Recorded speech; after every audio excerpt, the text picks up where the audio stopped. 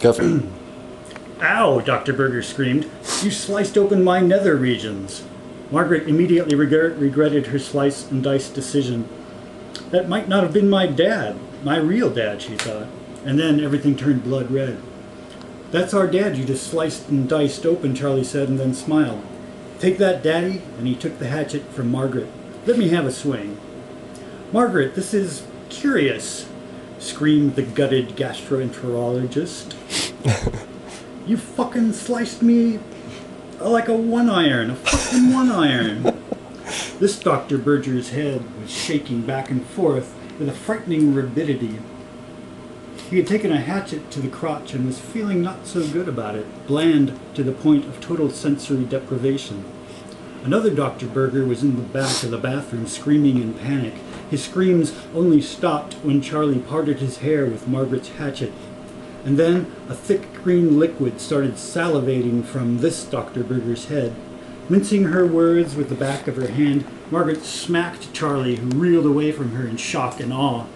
Margaret saw that she had spooked the little creep and immediately had no regrets. She instead had the green ooze Tupperware to have later with her plate of huevos humanos.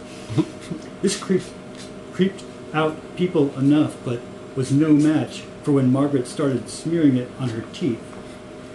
Princess, that was son of a bitch gross, exclaimed a Dr. Berger, the one that was grossed out.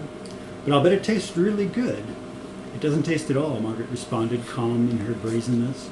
It's green blood. My real father doesn't have green, tasteless blood.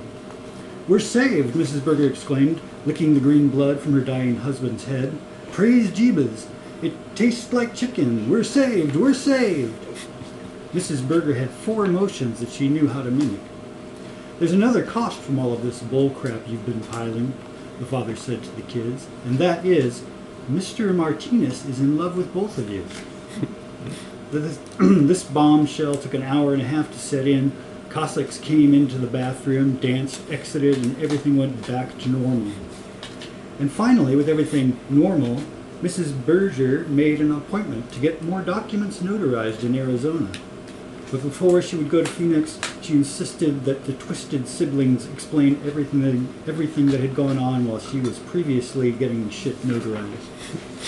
Mr. Martinez had recanted his professions of love for Margaret and Charlie, but he was not without other major problems.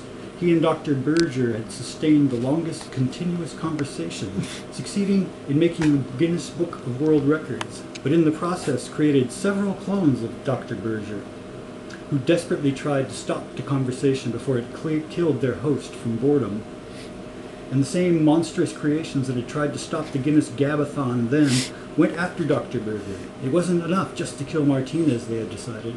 Old Dr. Berger had to go also. They had tried to kill the 2 gabbers, but ended up joining in the conversation and hanging in the bathroom. Why do you need a bathroom laboratory when you have the university at your disposal? Mr. Martinez asked. Suppose I had to urinate, one of the Dr. Bergers answered. I'd have to drop what I was doing, leave my experiments, get the men's executive washroom key. You get the idea. Well, I've talked with the members of the university junta, and they've directed me to shut down your bathroom and confiscate all of the Lysol spray. Plants! John Madden could have circled the tension with a telestrator. Dr. Berger had had visions of converting his bathroom sanctuary into a brothel when he retired, with Mr. Martinez as the first John. But now his dream was crumbling, and with it his home's laboratory and only bathroom. Destroy my plants and you destroy a part of me. It was the silliest thing he could think of to say. And once you've destroyed a part of me, everyone will suffer. And then the entire world. Which part of you? Mrs. Berger asked. Please, Mrs. Berger, Mr. Berger, the forgetful Mr. Berger said, forgetting his wife's name. If you're going to speak, would you please remove yourself to the garden? He was on a roll, and a little thing like his wife's name wasn't going to stop his sentences. You're a pain in the neck.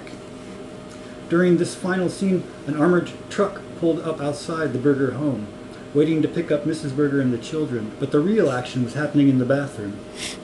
I'm establishing a race of super plants, Dr. Berger said. I take fake plastic plants and send 690 volts of electricity through them. taking their PNA structure and crisply frying it to human plant DNA. I call it the PLENA.